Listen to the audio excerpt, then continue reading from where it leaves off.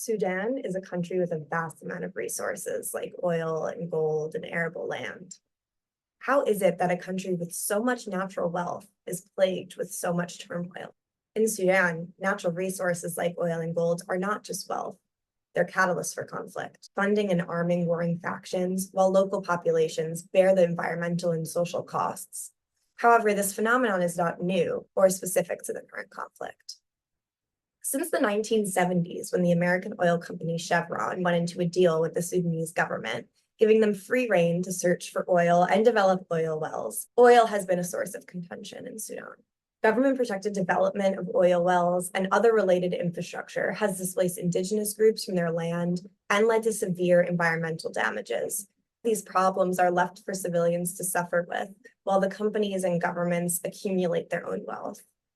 In the current conflict, the Sudanese armed forces, usually referred to as the SAF, are able to fund their activities through oil development, while the Rapid Support Forces similarly fund the majority of their activities through corrupt and illicit gold mining. Despite the clear importance of natural resources to Sudan's stability, most key documents from Sudan's recent peace and political processes prior to the current war only touch on natural resources at a high level, just giving basic indications of the priorities of various parties who drafted or signed these agreements. Overall, these documents do not provide solutions to curb military exploitation of resources or a comprehensive natural resource management regime.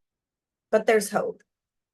As Sudan gears up for another round of peace talks, there's a unique opportunity for civilians to address these issues head-on. As part of its efforts to help Sudanese civilians prepare to represent their interests during the Sudanese peace process, PILPG has prepared a paper with considerations and options for Sudanese civilians to curb the natural resource exploitation feeding the current conflict. PILPG's analysis of natural resources and their potential impact on the peace talks in Sudan offer a few key recommendations for addressing this issue. First, being sure to incorporate strict management and equitable distribution of natural resources into a future peace agreement. Some ideas that may be featured in this system may include the restriction of natural resource-related concessions to the military, or improvements in management of the costs associated with natural resource extraction, including consideration of the potential benefits of decentralization of resource management to local governments. Second, international action can definitely play a pivotal role. Engaging foreign stakeholders to halt the exploitation of Sudan's natural resources is crucial.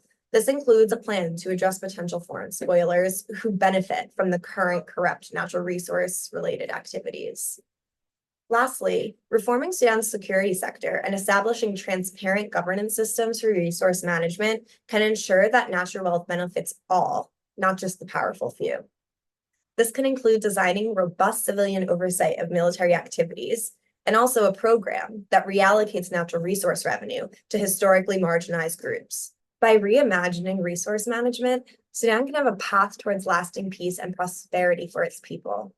The upcoming peace talks are not just a political formality, but a beacon of hope. I encourage you to stay informed and engaged.